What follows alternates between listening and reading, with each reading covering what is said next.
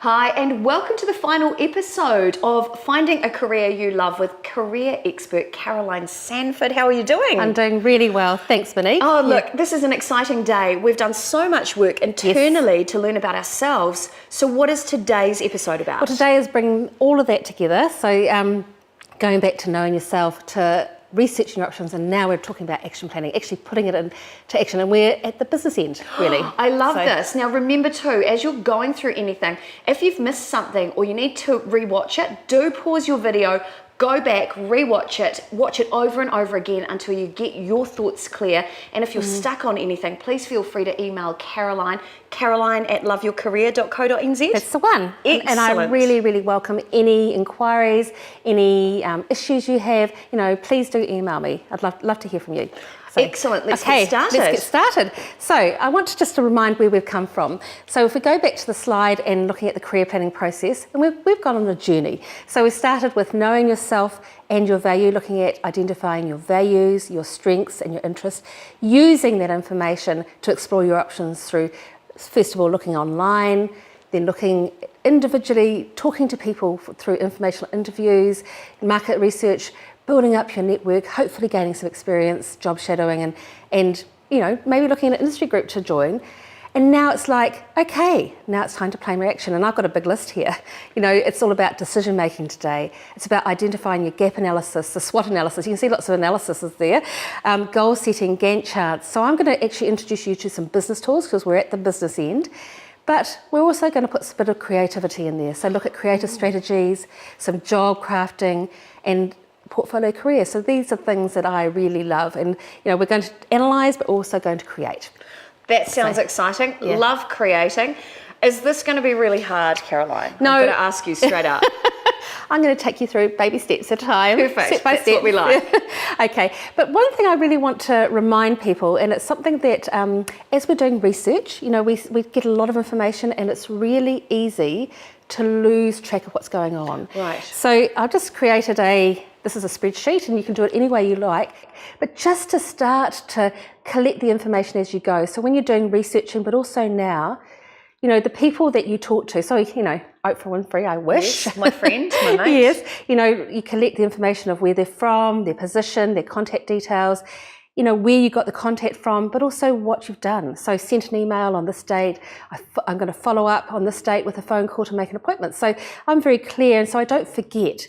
And the one thing you don't want to do when you're doing this and you're talking to potential employers, potential people that you might want to work with or for, is you know, you need to be professional. So forgetting any of those details, you think, oh, I'll remember that, but it's easy to forget. So, you know, if you're going to send your CV, make sure you do that. If you're going to make a phone call the following week, make sure you do that. So, you know, by putting it in a table, it's a really good way to keep that information. And when it comes to retouching, say, those key people you need to retouch, so you've got them listed in that PowerPoint, would you then maybe add an alert into your phone to remind you to do that? Great idea. Okay, fantastic idea. You know, it's like, how am I going to remember? But, you know, keeping on there and thinking, how do I remember, putting it in my diary, you know, on your Google Calendar or on your phone. Fantastic. Course. Great. Yeah, that's great. So okay, so that's just as a reminder to keep yourself organised. Great. And I love the fact that on that table there's a place that says from where. So it means, you know, where that contact comes from. So that's a good touch point if you're trying to spark a conversation, right? Absolutely. Beautiful. Yes. And people, remember, will be open to you contacting them if it comes through somebody else. So it's always important to say, oh, my personal trainer gave me your details, you know. So being clear about where did I get that name from. So fantastic touch point. Cool. Thank you. Okay. So you have done your research and you may be a little bit confused. That could be a possibility because you've got so much information, and it may look a bit like this. Where, when, how, what, why. So, you know, getting this information, you need to know what to do with it. Excellent. So it's great to get the information, but what do I do now? So I'm going to introduce you to a couple of things. And the first one is decision making. But before I do that, I just want to show you a little technique that I love. Yes. So this is not being analytical or whatever. So let's say you've got a decision to make, Monique, between two options. Yes. What are the options? What are the things? So something not career related? Doesn't have to be. Okay. Will I drink coffee or tea? Okay. So that's a decision you've got to make. So I've got a coin here, and let's say tails is going to be coffee. Yep. and Heads heads is is going to be T. T. Okay. Okay. Yep. Okay. So I'm going to flick it. So, well, not very good. Good try. What do you think it's going to be? What did you hope it was going to be? Actually, coffee, because I feel like coffee. Okay, so it actually doesn't matter what my result is. What I need to tune into you is what did you want it to be? Awesome. So if we actually tune into what we want, in that moment, that's, I hope it turns out to be this, that is tuning into our intuition about what we really want as opposed to what we think. So this is just a really little trick technique. I never thought of that. That's a great amazing. little way. Thanks, Caroline. Yeah, so that's a little fun thing. But we're going to go back to a bit of analysis now. Okay, cool. And I want to introduce you to something that's called the decision matrix analysis. And this is a real business tool that's used in lots of different things where people are trying to make decisions. So you've got some good alternatives with lots of factors to take into account and you don't know actually, what to do. So first of all, you've got to list your options. That's obvious. So you're thinking about a couple of different occupations. Then you need to think about what are the factors you need to take into account. So you look at things like your values, what are the things that are important to me, put those in the columns, and I'm going to take you through an example to make it clear. Excellent. Then you need to weight each factor. So every value, you already decided some of those are going to be more important than others. So you might have your top value might be 10, 9, 8, that sort of thing. So they've all got a different weighting. Yes. Then you're going to score each option. So you've looked at each of these jobs and you sort of thought, okay, this one has this much of this, so I might score that a 5 because it's got lots of it, and it's this other one's got 4 of that. I know this seems confusing, but I'm going to take you through multiplying the option by the factor, add up the score, and the highest score gives you the answer. So it's a process, but I'm going to take you through it in a little bit more detail. And then you need to check in with yourself. So sometimes you have a number and that says what the answer is, but actually your gut feel, your intuition, and I really want to encourage everybody, your intuition is so important, and it's so important to key into that in any decision. So if it feels wrong, something's not quite right. So listen to that. Don't ignore it. You can do all of this, but check in with yourself. Yes. So I guess it gives you that idea. If you've got a score there, it gives you a tangible database decision. Yes. Which may not really be what your true calling is, or what you really feel you're here to do, or even what drives you and what your passion is about. Absolutely. So it's always important to go back to you in the process. So that's really clever. Yeah. So I'm just going to take you through an example just to make this a little bit more simpler than probably what I've just described there. So this is an example. So let's say I've done my research and I've decided I love numbers, and I've found out a bit about bank tellers and I like that. I also love cooking, so I'm going to put chef in there, and dog groomer. I love animals, and I'd love to work with them. And I've identified, in my first episode, I looked at my values, and I decided balance was my top one, so I gave that a 5. Teamwork, comfortable income, location, achievement. I put 5 of those there, and I've all given them a rating to most to least. Then I go through and I just find, I've researched, I found bank teller, I have a lot of balance. I really like that, so I'm going to give that a 5. Teamwork, I'm working with people all the time. I like that, I'll give that a 5. Comfortable income, again. Location, not so much because I have to do a lot of travelling. And achievement, in the middle of the road. When I look at chef, I think, actually totally out of balance because I have to work at night. Don't like that. And so forth. So giving each of these a rating on each of your factors. So that is great. And then what we do is we multiply each of those options, what we rated them, against the balance. So 5 times 5 is 25. So for the chef, I gave it a 1 of balance, but balance is so important, so it's 1 times 5 is 5. And so I go along and I multiply each of those, the what I've rated it with the factor, and then I come up with an overall score. Wow. So by doing this, I found out, by being very analytical, that bank teller is the one that's got the highest score because it meets more of what's important to me than the other ones.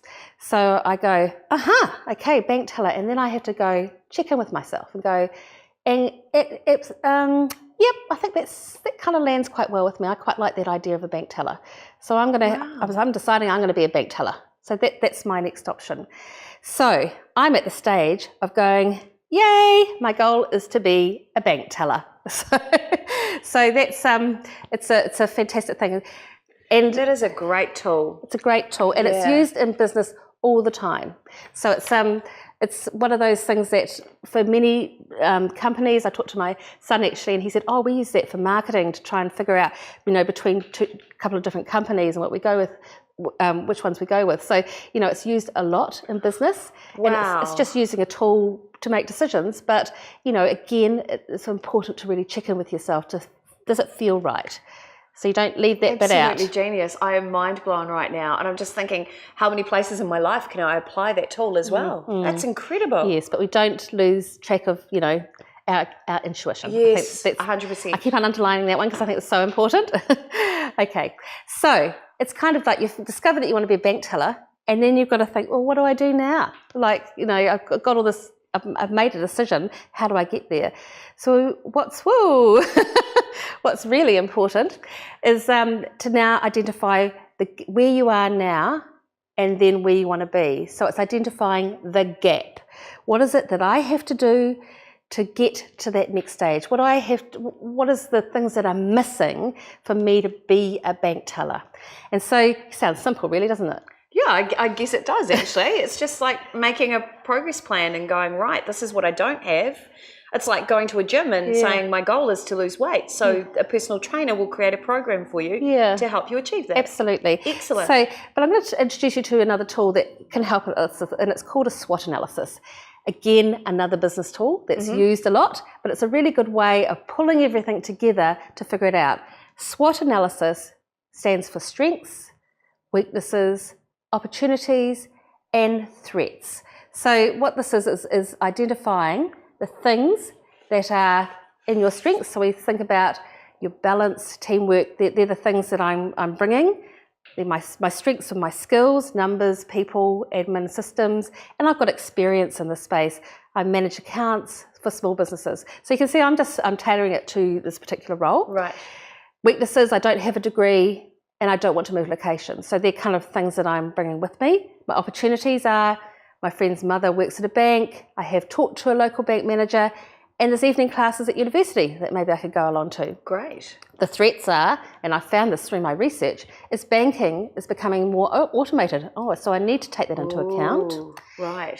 They only recruit people with degrees. So that's something that I need to make sure that I take into account as well. And it's highly competitive to get in.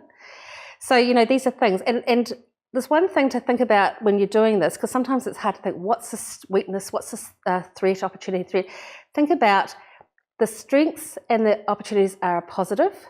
The weaknesses and threats are negative. The strengths and weaknesses are internal to ourselves, and the opportunities and threats are external to ourselves. Wow. So they're out there, and these are inside, to us. So I have got a template, which I'll just hold up, of this. So this is a SWOT analysis. And so this will be available for you to use to actually work this out. So this is incredibly good when you're actually looking about, I've got all this information, I don't know how to actually put it into, where I fit. But this becomes quite clear about what it is that exists and what I actually need to do, to figure out the gaps I need to cover. This is excellent stuff, Caroline. Yeah. So now we come to the vision. I've got a vision of being a bank teller, so I need to ask some questions. What do I need to get there? When do I want to do this by? So giving yourself a time frame.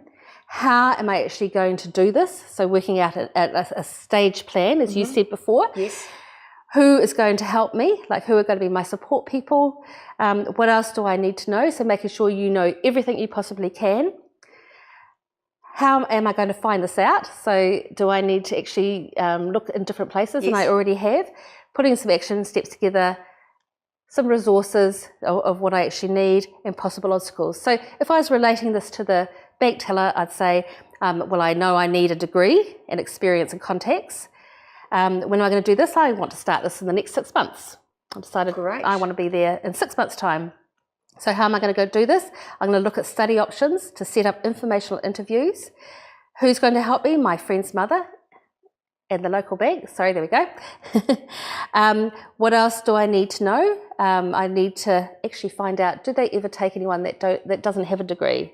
So there's always exceptions to the rule. Yes. It's just trying to find them. So on that strength, because it's a people facing role, being a bank teller, it might be, say, on the strength of your personality, or if you've done other customer service roles, they might take that into account, right? Absolutely, Cool. absolutely. So that is exactly right. So it's asking those questions like, does everybody have a degree, or maybe can I get a job here and maybe study as well? Right. So not if you do require a degree. So there's always exceptions. It's just asking and finding out.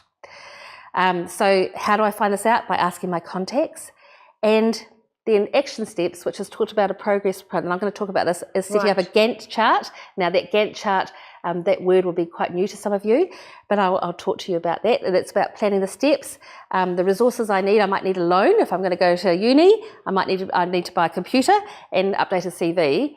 And possible obstacles I've identified for myself is a lack of funding, and maybe there's no jobs available. Right, so especially because you mentioned about automation as well. So if some of the banking services are becoming automated roles, which is part of that future-proofing kind of idea that you talked about in one of the first episodes, yes, you have to keep that in mind. And obviously, I guess, think about what a sidestep might be. So if you went into banking, where would another option be for you moving forward, right? Absolutely. And also asking questions of the people you're talking to. Like, I understand this industry is becoming more automated. What do you recommend I do? What type of things will help me future-proof myself? What are the areas that are growing in this space? You know, if it's becoming automated and I still want to work in the bank, what are the jobs that are likely to be in the future? Right. So it's asking the people who are on the ground. You know, so that's right. It's really important when I've talked about informational interviewing and networking as being key. These people have the answers. Yes. So it's finding out from them will help you to move forward and have that right information. That's so good. Now, I do know a little bit about banking. I actually worked for a bank for 18 months. And the reason why I wanted it, so I'm finding this chat really interesting this morning. Why I loved it was because there were roles for everyone. So there were roles for people who were more analytical and they wanted to be out the back doing data and processing, or people like me who are fiercely extrovert and want to connect with people. So a really good industry to choose. And it was great. I can tell you firsthand that there were people I was working alongside. So I was in a customer service role. I was on the phone, so I got to talk all day, which is my dream job. And at the same time, I was working with people who didn't have degrees, and they did get through on the strength of their personality. Absolutely. And their willingness to help was important too. Great. And I've just chosen this as just a random example. And just to remember exactly as you said, Monique, sometimes, and I used that example in the last episode, like with my husband turning up and having a conversation, he didn't have the degree, which they were asking and was saying that was an absolute must. Yes. Because they wanted an accountant and he didn't have his accounting degree. So but he was the right person. So he got the job and then he went and studied at the same time as we had our first child. Yay. Anyway. Wow. You like to keep your life busy, Caroline. Yeah, perfect. So anyway, there's always exceptions to the rule. It's just, it's taking it to that next step and asking, finding out. Excellent. Okay. So I mentioned about goals, and I just want to introduce another business tool about when you've got a goal. It's really important to put it down in writing, and this is known as SMART. So SMART being specific, measurable, achievable, reviewable, and time-bound. So being specific, I always say specific about exactly what you do want to achieve. So I want to be a bank teller. When you're actually, how are you going to know you're going to get there? I'm going to be there in 6 months. And achievable, how realistic is this? Reviewable, so sometimes things don't go quite to plan, so have a reviewable time in there and say, okay, I'm at this stage, is it going to plan? What do I need to do differently? And time bound, which I said about that 6 months, I want to be there. So it's really important to actually work through and have a goal. So here I've got a goal, and I've talked about the bank teller. I want to be a bank teller in the next 6 months. To do this, I'm enrolling in a financial paper in university, I'm updating my CV, I'm meeting my banking contacts and asking for referrals and following the job sites and banking sites for applications. I will review this in 5 months, Mark, to see how far I have made progress towards this. So I'm being quite clear about what I want to achieve. So instead of just going, I want to be a bank teller and off I go, it's having the goal, and so you can go, right, am I on track?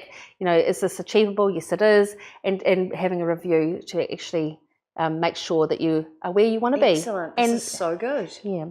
So, and I mentioned the word Gantt chart. Now, this Gantt is because Henry Gantt in the 1910s put this idea together. Oh, wow. This is a really good technique. Again, another business tool, but it's for anybody who has a project or something that they want to achieve. It's really good to map it out so that you move forward, because it's so easy to lose track of your time. Like 6 months later, I had a client just recently, and she said, I have been wanting to do this for ages. I wanted to do it last year, the year before, but time has just gone, and now I'm here. And so, she is moving forward, but because time slips by, we get busy. Yes, we get busy. Yeah, so it's important to, just to map it out about what are the stages, like talking to my mother's friends, and then you put the dates at the top. So these are all the activities you want to do. Look at the bank websites and job titles, update CV, etc. All the way down the side. Along the top, the dates, you can make it the beginning of a week, or you can make it whatever date's applicable. Could be every day, but yes. that's a tight time frame. And say, I'm going to do that this week. And then I'm going to do look at bank websites and job sites for the next 5 weeks. Update my CV. I'm going to start that in week 2. So you've got to plan all the way through, and you can go, right, this is it. Rather than panicking and feeling like I have to do it all at once, yes, which isn't doable, and therefore it gets overwhelming. That's right, and then you have failure to launch, right? Yes. You don't start anything because what's the point? It's too much. Yes. Excellent. And also feeling like your progress. You can look at your Gantt chart and go, oh, I've achieved that. I can tick that off. Mm-hmm. And yay, I'm moving towards where I want to go. So there's a real sense of achievement, like you are actually moving forward. So these are the business tools that I've introduced you to this morning. Amazing. Yeah. That's a huge amount of incredible tools that kind of take away all of that whirlwind. I think when we're trying to make really big decisions in our lives, it kind of takes all of those anomalies out and gives us some real strong focal points to be able to go, here's the data, here's what I've got to do.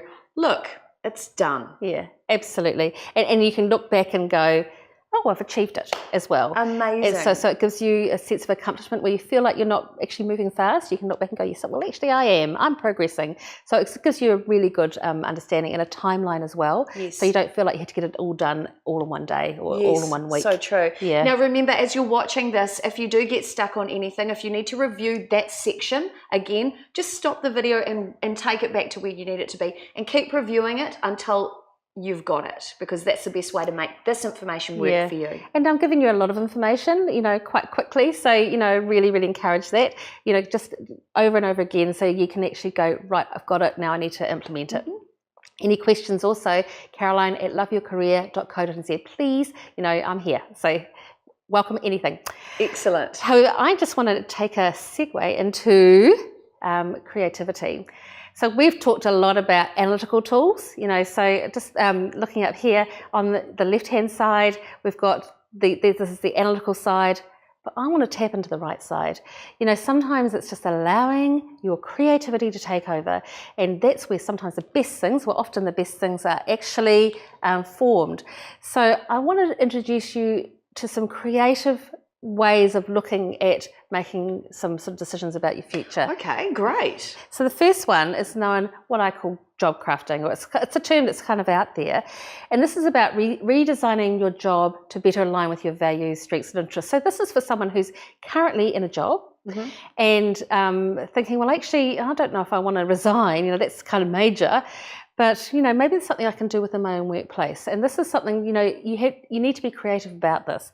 So the first one is looking at a term that's been around for a while, but it's called job enrichment. Okay. How can I enrich my job to be more aligned with my values, strengths and interests? So this might be, you might need to talk to your manager about this, but what is it that you can add into your job that maybe you love? So maybe, let's say you love working with people, but you're actually got a job that's doing a lot of data entry, administration. Yes. What is something that you can do? Maybe you start taking customer calls as well. Right. Okay. So what is it that you can do to add some enrichment that's more aligned with what you want to be? So, as an example, when I worked at the bank, I was on the phone, so I wasn't customer facing, but I was working in a team, so that aligned with my values. So that was fantastic. But I'm also a control freak, and I'm very tactile. So job enrichment for me, and I know this is just a little thing, but it really helped. was when they made me the monitor of the stationery cupboard. There we go. There we go. It was heaven. Yeah. So I got to organise all the stationery and hand out the stationery to people who needed it because I am so kinesthetic. Yeah. So you got the people contact and the things. The control. And the control. Gotcha. I didn't know that was the title for it. Yeah. Wow, my managers must have been fantastic. Yeah. So, you know, and it's sometimes can be really simple stuff, you know, that's not a big leap as far as, you know, changing jobs or anything. Or career development or anything. No, but it kept me happy in the workplace. Absolutely. And it's all about, you know, the term these days, engagement, you know, how are people engaged, you know, and it can be just really things like that. It's like, what is it that you need? It's like coming to understanding what you need and then asking for it. The next thing is look at project work. And, you know, this is all about looking around your work. What things need to be done? What things are being done or being talked about being done? So it may be things like, are they looking at introducing a new system? Have you just had a culture survey in your organisation and, you know, it needs addressing and maybe they need new initiatives? Are they looking at, have they got a social club committee? You know, what is it that's around the peripheral of your actual work that you can get involved in? Right. So it's not your day-to-day work, but there's projects outside that either you can suggest or you can become part of that may be more in line with your values, your strengths and your interests. So something like a business who is supporting a charity, for example, getting involved in the charity side of the business? Wonderful example. Cool. Wonderful example. So, you know, that is, you know, like, so it's not your day-to-day thing and you may do it outside of ours, but because you love it and it meets what you want, you know, you're still working, but you're able to fulfill something that's more important to you. Great. So another thing is a lateral move. Like, people get scared about this because it used to be, oh, you have to move up, you know, get promotions, but maybe there is a job within your current workplace that is on the same level, but maybe more suitable for you and meet what you want. And it's not being scared about that. So it's okay to move laterally as opposed to always looking for a promotion, because it just might meet more in line with you. Yes, yeah. I've got a great example of that. When I was working for the bank, I am not analytical by nature and I'm not that great with numbers, but I'm great when it comes to customer service. So a lateral move for me was moving out of the call centre that looked at the accounts and looked after the customers that way. And I actually went into work at head office, and I was on the phone systems that put the right people into the right offices, if you know what I mean. Fantastic. So I moved from banking into, I guess it would be more telephony. But it was still aligned with my values. I was part of a team. I still got to talk all day, which was wonderful. I was still delivering customer service, which is part of my values as well, and being of help to others. But I didn't have to use the analytical side, which was not my strength. Right. So I made a lateral move in the organisation. Fantastic. And I think, you know, people get a bit scared about that sometimes because they want to progress, but progression does not mean satisfaction often. No, in fact, I found more happiness in my role doing that. Yeah. Great, wonderful. Thanks, great example, Monique. Cool. Right. And then the other thing is redesigning your current role. Now, what I mean about this, and this is really what kind of job crafting is all about, is you may work in a team, and let's say in an accounting team, for example, and you, you know, some of you are doing the data entry, you know, and you know, getting all the invoices and paying them, and then you circulate around, and you might take customer calls as well. Maybe there's people that come into the counter that you're actually looking at, you know, addressing them. Right. But actually, what you really love, and it's a little bit of an example of what you've just said, is like you love the people. But you get to do all of it, and you hate the data entry. Yes. You hate that sort of thing. But maybe the person sitting next to you hates the customer calls, hates dealing with people. Right. So it's actually being brave enough, and this is again talking to your manager and saying, can we have a meeting together about, you know, what we do, look at the activities we do, maybe we can redistribute between us. Because I've noticed that, you know, Shelley, she doesn't really like dealing with people, but she's such a whiz at the data entry and doing all of that. But I really love the people. Maybe can we kind of, you know, have a conversation that maybe she could do most of that, you know, data entry, and I could do most of the customer stuff. Wow. So almost like job sharing, and redistributing the tasks that you actually do. Right, and playing to your strengths more. Yes. Great. But it takes a brave thing, and I think managers, it's getting your manager on side, and if you've already talked to your colleague, and you go there together, it's an easier thing. But being able to identify what works and for both of you, and how you can actually redo it. And a good manager will be able to see the strengths coming out in each of those team members and hopefully support that. Absolutely. We would hope. So it's all about, creating more of an engaged workforce. So this is one way to do it. Yes. But it's be able to create something that's more in line with you, your strengths, your values and your interests, and being brave enough to step up and say, can I make Brilliant. this happen? Yep. Love it. So love it. the last thing on this slide is all about negotiating a change of hours. Now, I've had quite a few of my clients do this recently because it's worked really, really well with them.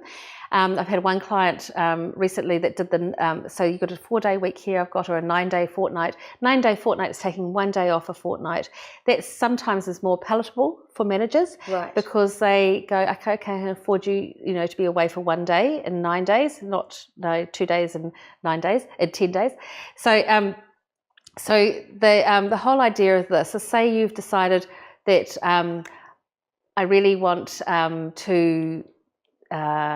I don't want to stay here, or I really do want to stay here and I want to actually establish follow my passion or follow my interests. I want a dog grooming business. I've decided I want to start that, but I'm working in admin. You can just say there's a couple of different ways to do it, and say, well, I haven't got time, I'm exhausted by the time I come home. Okay. How do I fit this in? I need some time during my week. So if you can negotiate either a 1 day off or half a day off or a 1 day off a fortnight, right. Go, right, I'm going to focus on my business so I can build my reputation in that space. Yep. And it's like for some people, they go, but I need the money. So another way to look at it, and this is about being creative, is thinking, okay, I'll go to my manager and I'll suggest maybe I work my 40 or my 37.5-hour week in my 4 days, so longer days, but I have my extra day off. So it's working longer days, great. 1 day off, as long as you don't get too exhausted. So it works for the manager and it works for you because you've got that day to work on your new business or your passions. Absolutely. And especially if, you've really identified you can't find something within your current work that is going to meet what you want, and it's going to be outside that, whether it's alongside it or you eventually want to transition into that. So it's about figuring out, how can I actually make this work? I need to get some time. How can I do that creatively? Excellent. That'll work for my paycheck, but also for my organisation. So that's and again, if you're able to negotiate that, and if you've got a great manager that you're working with, they will again want the best out of you. So if you're able to fuel yourself by doing that stuff that also fuels your passions and gives you the energy, you're going to perform better in the workplace. Absolutely, yeah. And I think this is also very much the how to keep people engaged. It's going towards them. And seeing what they want. So managers are often open to these things. I've had another person just recently who has negotiated a half day off a week. So she gets half of Wednesday off to go and do what she needs to do. So she's looking for another job. But they have actually agreed to giving her half a day. Wow. Which is fantastic. So there's different ways of doing it. It's just talking, yes. and sometimes coming up with a solution for your manager so that they can see it's going to be a win-win. Yay. Yeah. Excellent. Yeah. I love that. Yeah. So now I have talked about that, but I want to introduce you to something that one of my heroes in the career industry, and I'm just going to hold up the book. Richard Nelson Bowles, who very sadly passed away earlier this year. What Colours Your Parachute? He has written, many, many copies, one per year.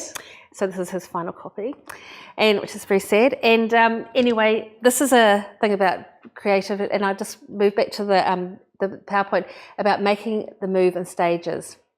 So let's say I am currently an accountant in manufacturing, and I've done all my research and I've found out and I've identified that I actually want to be a manager in health. So I'm really clear about that. But that can be quite a difficult path, because I'm using from accountant in manufacturing. I've got lots of years experience in that, to anyone employing me as being a manager in health. So maybe I need to look at a different, how can I move there? And it's moving in stages. So maybe I can become an accountant, so using that experience in the health industry, and then I can move from that into a manager's position. Or maybe I could become a manager in the manufacturing, so I got managerial experience, and then I can use those managerial skills to move into health. So wow. So it's a lot, easier to do it in stages rather than to do that big move from accountant in manufacturing to a manager in health. Gotcha. So, yeah, so it makes a lot of sense. Makes a lot of sense. So, again, thinking creatively about how you can actually do it as opposed to making one big leap is often a good way. But the last thing I wanted to share was just my absolute favourite. I live and breathe this. This is all about portfolio careers. Now, as you can see, that this is the same person with lots of different outfits, sort of showing you. It's awesome. Showing that he does lots of different jobs, and that's absolutely what a portfolio is all about.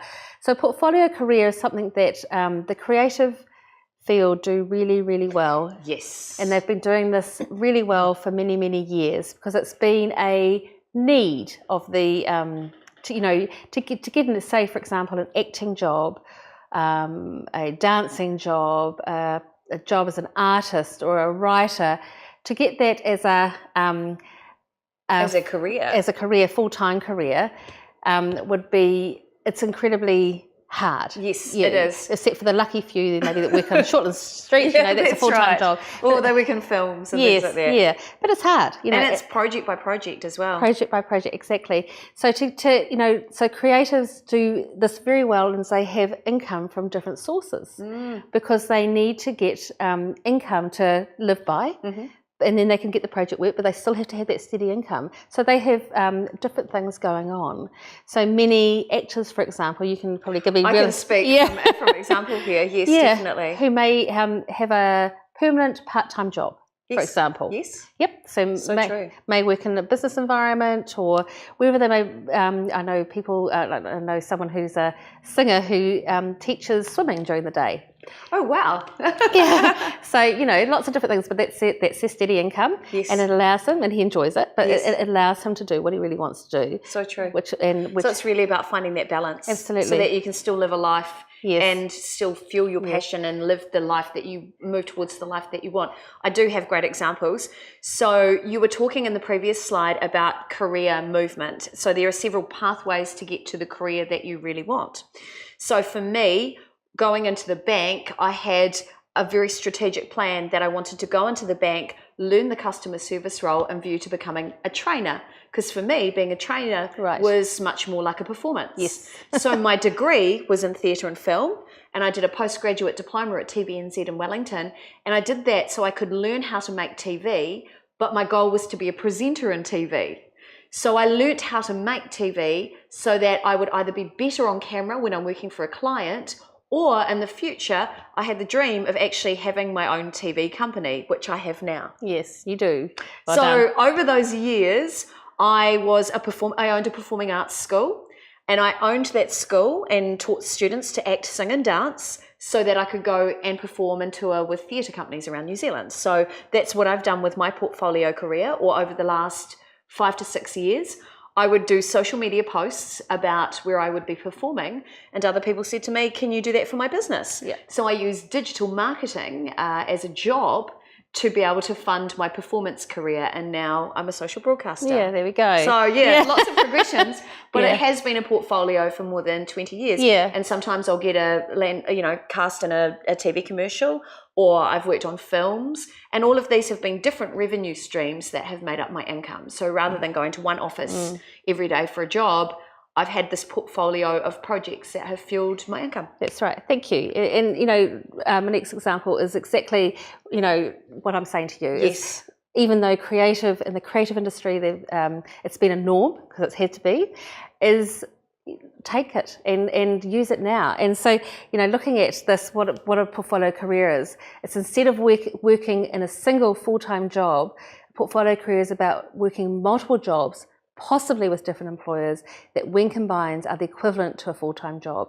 So it might be things like part-time or freelancing, contracting, volunteer work, could be permanent, short-term, temping, casual work. It can also include, like, maybe you've got this some part-time job, but you're also studying, you might be raising a family, you might be looking after aged parents, or you might be pursuing a passion of interest or volunteering your time in something that you really want to. So it doesn't have to be all of paid work. It could be a number of different things. So it's about thinking outside the box, and it allows us to add a variety of work and workplaces, so life is never boring. So true. And it gives you its ability to, to plan your own time, your hours of work, and how you work. And this is, the whole thing about being future ready is being able to be adaptable and flexible. So sometimes you might have quite a lot of work in one area and not much in the other, so you can adjust it. So the ability it allows you to have the ability to fund a passion or interest and to develop a reputation. So just as I said about negotiating your hours down in your day job, so that allows you to fund, what you actually want to bring to life and to build your reputation so you can actually take it forward. Yes.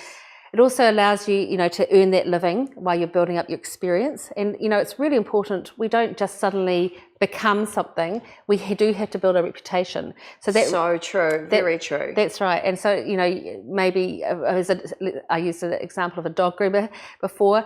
If you want to be becoming a dog groomer, you don't suddenly get business unless people know what you do. So you have to build trust. And how do you do that? You have to get out there and maybe do it for free, or or build your network, connect with people, show examples of your work online. Absolutely. There's so many things, really. And those things don't earn money straight away. So, it's allowing yourself to be earning money to be able to build that.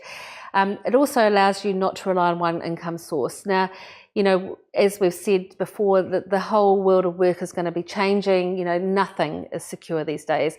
We'd like to say back in the old days, back in the day, there were some secure positions, and we would have said places like in health or in teaching, but no longer. That's being totally, it's nothing is secure or guaranteed anymore. Like I know people that are losing their jobs in both those places. Yes, I agree. So you need to be able to be adaptable, and if you've got income from several sources, then it allows you to tap into one when the other one goes. Yes. So instead of just relying on one thing and that goes, you go, what do I do now? Well, you just beef up the other one. Yes. So I've just had a friend go through a similar situation. So she is a teacher and was working full time, and then at night she has created a theatre company. Wow. So she loves performing arts, has been a performer herself. Her teaching career just ended. Unfortunately, the school lost a whole lot of the school role. Right. So her job, she lost her job, unfortunately. But I noticed on social media, she said, actually, this is a really great thing because now I can focus on building my theatre company. And what came out was a whole bunch of upcoming shows. Fantastic. Which will be a revenue generator for her moving forward. And the thing is, if she hadn't put the time in before that, that's right, into that passion, into that building that interest, then she'd be going, what am I going to do now? Yes. But she's already put that. She's built her the network, and people know about her, so she can move that That's forward. That's right. And when you mentioned temping as well, so she's now on the relievers list, and reliever teachers, I believe, get well paid. They do. So if she does need extra work, she is always available during the day while still building this other business. Fantastic. So that's a great example of what I'm talking about. So it allows you to exactly this to transition, well into something new, as opposed to it being, straight away. There's a website, it's an American one, and it's got some great information. They've got lots of blogs about portfolio careers, so that's one that you can look at, portfoliocareers.net, which I sort of recommend just if you'd like to find out a little bit more. So I'm just going to summarise what we've been through today. Really important to keep a clear record of all that you're doing, using decision-making tools, whether that's tossing a coin or using an analysis matrix to help you make a decision, putting a plan in place to make sure you move forward, using a SWOT analysis to figure out what you have and what you need. So it's really important, just as a reminder, to set those SMART goals and be creative, with a transition plan, a job crafting, and a portfolio career. But the one thing I just want to put at the very end of this is all about, stop for a moment. Goals are fine. They're great, as long as they don't stop you from taking interesting detours. Oh. And I love this because this says that sometimes life doesn't quite happen the way we want it to happen, and you're along the way, and don't be so fixed on that end goal that you don't notice what comes along your way. So sometimes things that come along our way that are going to be even better. So be open to that. So be open to actually taking a detour and going, oh, this is interesting. Oh, I never thought about this. Yes. Because when you're going towards something you want, opportunities happen. So keep your eyes open and don't be so concerned if it's a little bit off target, because it just might take you into a place that is even better. Yes, or it teaches you the skills you need to get towards that big end goal, maybe. Absolutely, yeah. And I speak from experience there. Yeah. When I was 6, I used to pretend to host my own TV shows. And as a TV celebrity chef, funnily enough, that was my thing. I did a degree in theatre and film, postgrad at TVNZ, worked in banking and retail, learnt about customer service, and had to use my analytical brain, so skills I developed there. I then owned a performing arts school, so that was about teaching, nurturing and compassion for young children who were building confidence. I became a magician and was an early childhood educator, so I learnt about the educational system and linear thinking, which is not my normal, so I learnt to develop those skills. I moved into singing and toured with theatre companies around New Zealand, so I got to use that part of my ability while being a singing teacher on the side. And then I moved into digital marketing after promoting myself online, which has brought me into social broadcasting. And now what do? I get to work with TV celebrity chefs, my dream job that I was doing when I was 6. So I've had loads of detours throughout the way, but it's taught me all the skills I now need as a business owner. And I've worked in so many different professions that I've learnt to be able to engage with different people in different ways. Fantastic. So I totally agree. The detours are incredibly valuable. And now as I look back, I can see how those detours have shaped me into a career I love. Yeah, fantastic. Yeah. So, and that's a real reminder that, there's your career is your whole of life. It's not like I hear people sometimes say, I'm about to start my career, but and what they mean is to get a profession or a job, but your career is your whole of life, and every experience that you have, every study, every unpaid experience, like bringing up a family or volunteering or, whatever it may be, it's all part of your journey. Yes. It's all part of your career. It's all valuable. It's what you do with it, and that's a really, really important reminder. So, you are on your career now. You're not about to start it. And everything you've done to date is really taking you into that next stage. And what, I've taken you through the last 3 episodes is all the tools to really help you to target to where you want to be. But, along the way, there are detours, and it's just remembering that and allowing them to happen if rather than fighting against something that actually comes along our way. This is great. I've loved this series, Caroline, and now you all have those tools and expertise to create the life you love. So what's next? Well, what's next? Well, questions, of course, is about, welcome to come and email me, caroline@loveyourcareer.co.nz. I'd love to hear from you. I'd love to hear how you're going, how you found this. But also, this is all about you creating the life that you want. And all these tools, are going to help you with that. And I'm going to, generate some other tools that are going to help. Great. So, things like interview coaching and job search strategies, all the stuff that helps you into that next stage of how to actually make it happen. So, watch the space. There'll be more coming.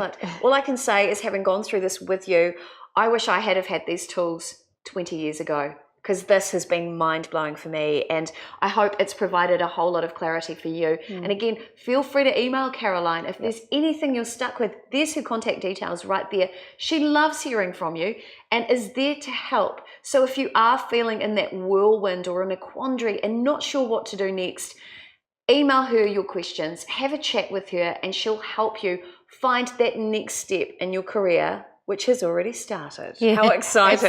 Absolutely. So, all the best, and, I'm looking forward to hearing your stories about, creating the life that you want. Thanks, Caroline, and best of luck on your journey. Yeah.